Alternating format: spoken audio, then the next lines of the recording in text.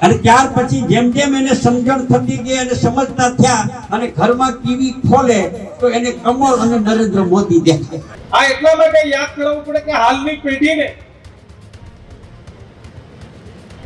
એ ખબર જ નથી કે ભૂતકાળમાં 1995 પહેલા ગુજરાતની પરિસ્થિતિ શું હતી અને આપણા દરિયાઈ કાંઠા વિસ્તારની પરિસ્થિતિ. ચૂંટણીમાં પ્રતિષ્ઠા અને મોભાની લડાઈ તેજ બની છે. પૂજા વંશના નિવેદન પર સાંસદનો વળતો જવાબ પણ જોવા મળ્યો, જ્યારે 1995 નું એ ગુજરાત અને ત્યાર પછીની સ્થિતિ. હજુ સુધી તમે અમારી ચેનલને સબસ્ક્રાઇબ નથી કરી તો અત્યારે જ ન્યૂઝરૂમ ગુજરાતને સબસ્ક્રાઇબ કરો, ફેસબુક અને ઇન્સ્ટાગ્રામ પર ફોલો કરો.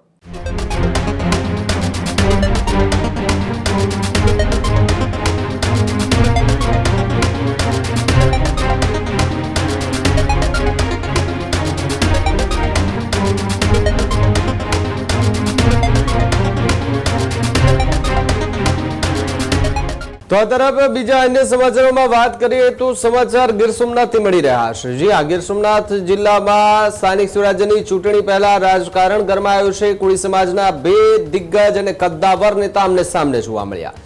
ચૂંટણીમાં પ્રતિષ્ઠા અને મોભાની લડાઈ તેજ બની છે. પૂર્વ ધારાસભ્ય પૂંજા વંશ અને સાંસદ રાજેશ ચુડાસમા આમને સામને આવ્યા છે.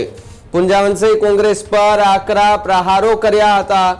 તો જે પૂંજા વંશે કોંગ્રેસ પાર્ટી તરફથી એ આકરા પ્રહારો કર્યા, તો બીજી તરફ જે 1995 પછી જન્મેલા યુવકોનો કોંગ્રેસથી એ અજાણ છે તેવી વાત પૂંજા વંશે કરી. કોંગ્રેસની કામગીરીથી નવી પેઢી માહિતગાર નથી. પૂજા વંશના નિવેદન પર સાંસદનો વળતો જવાબ પણ જોવા મળ્યો, જ્યારે 1995 નું એ ગુજરાત અને ત્યાર પછીની સ્થિતિ એ યાદ કરો તેવી વાત રાજેશ ચુડાસમાએ કરી. 1995 પહેલા પીવાના પાણી માટે એ ટેન્કરો મગાવવા પડતા હતા. બંને નેતાઓના નિવેદનોથી રાજકીય માહોલ ગરમાયો છે, ત્યારે કોળી સમાજમાં રાજકીય ચર્ચાઓ તેજ બની ગઈ છે. ચૂંટણી પહેલા નેતાઓ વચ્ચે શાબ્દિક યુદ્ધ જે છે તે પણ શરૂ થતું જોવા મળી રહ્યું છે, ત્યારે બંને નેતા એકબીજાની આમને સામને જોવા મળી રહ્યા છે. 1995 માં ગુજરાતમાં પહેલી વહેલી ભાજપની સરકાર બની. અહીંયા જે યુવાન મિત્રો જે અહીંયા બેઠા છે એ મોટે ભાગે કોકને 20 વર્ષ હશે, કોકની 22 વર્ષ હશે, કોકની 25 વર્ષ ઉંમર હશે, કોકની 28 હશે, કોકની 30 વર્ષની ઉંમર હશે.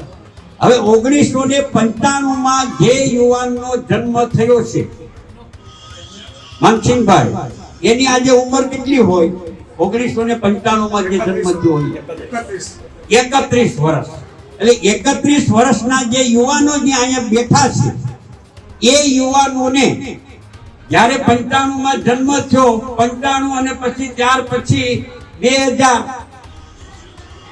અને ત્યાર પછી જેમ જેમ એને સમજણ થતી ગઈ અને સમજતા થયા અને ઘરમાં ટીવી ખોલે તો એને કમળ અને નરેન્દ્ર મોદી દેખાય. એને ક્યારે પંજો અને કોંગ્રેસ શું છે એને ક્યારે એમને ઘરમાં જોયા નથી. હર હર મોદી, ઘર ઘર મોદી એ જ દેખાય. એટલે કોંગ્રેસના ભવ્ય ઇતિહાસની નવી પેઢીને ખબર નથી. 1995 પહેલાનું ગુજરાત અને 1995 પછીનું ગુજરાત, આ એટલા માટે યાદ કરવું પડે કે હાલની પેઢીને એ ખબર જ નથી કે ભૂતકાળમાં 1995 પહેલા ગુજરાતની પરિસ્થિતિ શું હતી અને આપણા દરિયાઈ કાંઠા વિસ્તારની પરિસ્થિતિ. અહીંયા ઘણા વડીલો બેઠા છે. એ વડીલોને આપણે આજની પેઢી કદાચ પૂછે કે 1995 પહેલાનું ગુજરાત કેવું હતું, દરિયા કાંઠો કેવો હતો, તો એ વડીલોએ એ સમય જોયો કે પાણી માટે થઈ અને ટેન્કરો લાવવા પડતા. હજુ સુધી તમે અમારી ચેનલને સબસ્ક્રાઇબ નથી કરી તો અત્યારે જ ન્યૂઝરૂમ ગુજરાતને સબસ્ક્રાઇબ કરો, ફેસબુક અને ઇન્સ્ટાગ્રામ પર ફોલો કરો.